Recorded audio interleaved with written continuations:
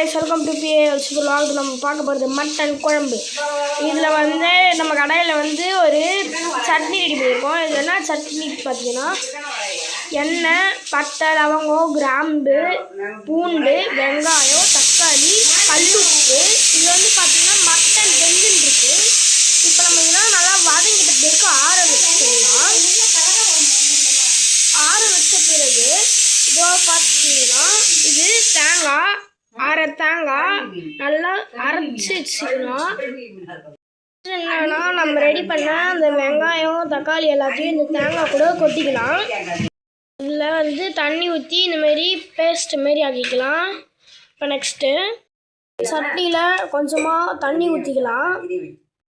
Mutton குழம்பு இதில் என்னென்னலாம் போட்டுக்கிறீங்க கொஞ்சம் சொல்லுங்கள்.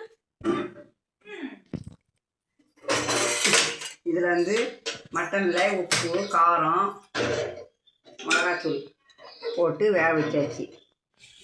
இப்போது இதெல்லாம் வதக்கினதெல்லாம் அரைச்சி இதில்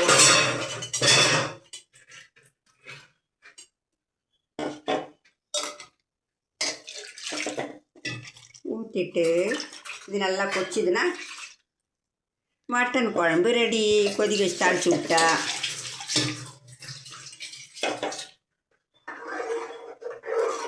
பக்கத்தில் ஒரு அடுப்பில் தோசை ஊற்ற போகிறோம்.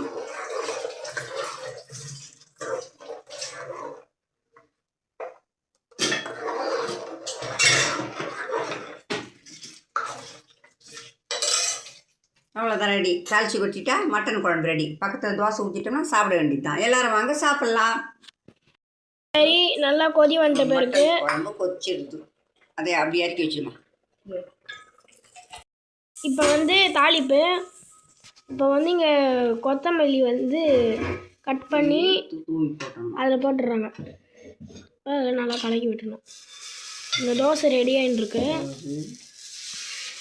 கொஞ்சமாக நல்ல ஒரு சுத்தமான எண்ணெய்.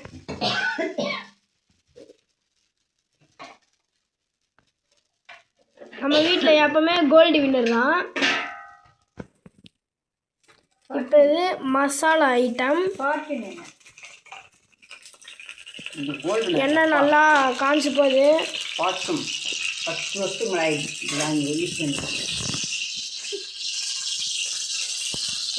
எண்ணெய் சேர்க்க மாட்டார் மாமா. தண்ணி சம்பா அதான் சொன்ன தண்ணி இருக்குமா, நீ அது மட்டும் இருக்கேன்.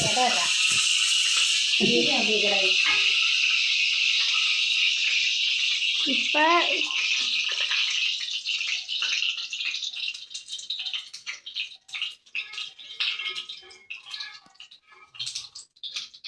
கடுகு கொஞ்சம், கருவேப்பிலை இருந்தால் போடுங்க. இது இல்லை சோம்பா. அப்புறமா கொஞ்சம் சோம்பு போட்டுக்கலாம். இது நல்லா தாளிச்சு கொஞ்சம் நல்லா பொரியட்டும்.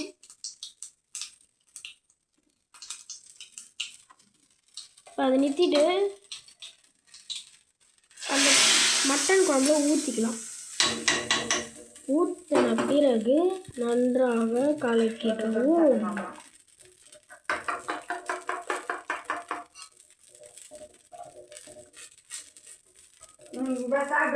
அப்படி